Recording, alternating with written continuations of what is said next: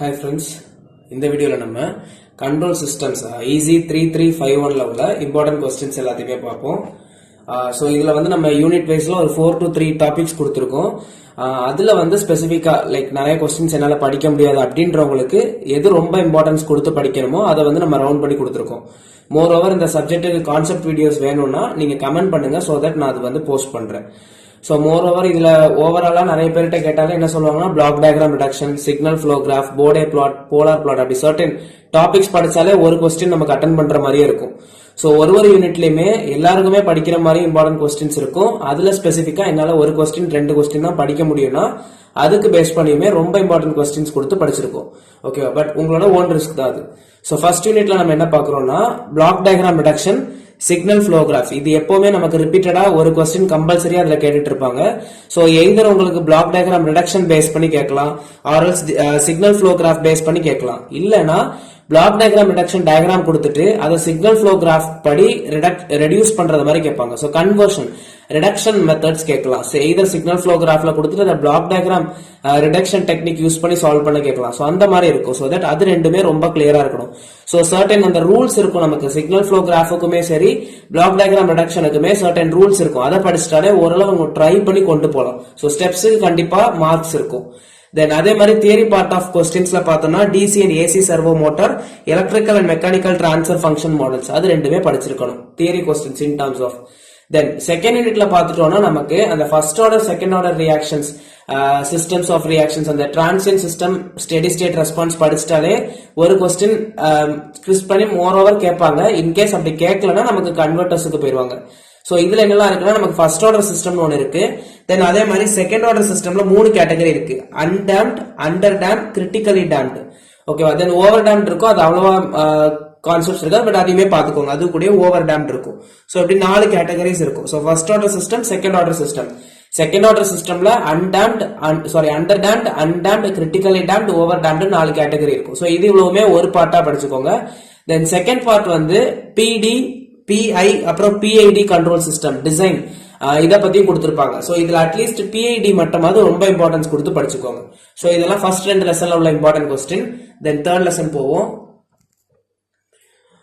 So then next இதுல notes ஏதாவது உங்களுக்கு வேணும்னா நீங்க வந்து டெலிகிராம் சேனல் லிங்க்ல நீங்க மெசேஜ் பண்ணிட்டீங்கன்னா சோ தட் நான் அதுல போஸ்ட் பண்ணிடுறேன்.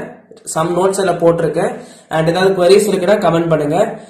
WhatsApp group channel, Telegram link channel, அப்புறம் இன்ஸ்டாகிராம் சேனல்ஸ் எல்லாமே நம்ம வந்து சேனல் டிஸ்கிரிப்ஷன்ல வச்சிருக்கோம். யூடியூப் சேனல் டிஸ்கிரிப்ஷன்ல செக் பண்ணிக்கோங்க. சோ தேர்ட் யூனிட் பொறுத்த வரைக்கும் ரொம்ப இம்பார்ட்டன்ஸ் கொடுத்து படிக்கணும்னா போர்டே பிளாட், போலார் பிளாட் இது ரெண்டுமே ரொம்ப இம்பார்ட்டன்ஸ் கொடுத்து படிக்கணும். போர்டே பிளாட்லயும் சர்டன் டைப்ஸ் ஆஃப் கொஸ்டின்ஸ் இருக்கும். ரிப்பீட்டடா வரக்கூடிய கொஸ்டின்ஸ் பார்த்துட்டாலே ஓரளவு ஐடியா கிடைச்சிடும் எப்படி எழுதிடலான்றது. அதே மாதிரிதான் போலார் பிளாட்டுக்கும். சோ நீங்க ஃப்ரெஷரா இருந்தாலுமே சரி ஆர்எல்ஸ் அரியர் ரிப்பீட் பண்றீங்க பேக்லாக் இருக்குனாலுமே உங்களுக்கு போர்டே பிளாட், போலார் பிளாட் எப்பவுமே இம்பார்ட்டன்ட் தான். தென் நெக்ஸ்ட் அதே மாதிரி இன்கேஸ் இதை முடிச்சிட்டீங்க அண்ட் நான் இதுவுமே பார்த்திருக்கேன்னா உங்களுக்கு ரொம்ப ஈஸி தான். கம்பல்சரியா தேர்ட் லெசன்ல ஒரு கொஸ்டின் அட்டென்ட் பண்ணிடலாம்.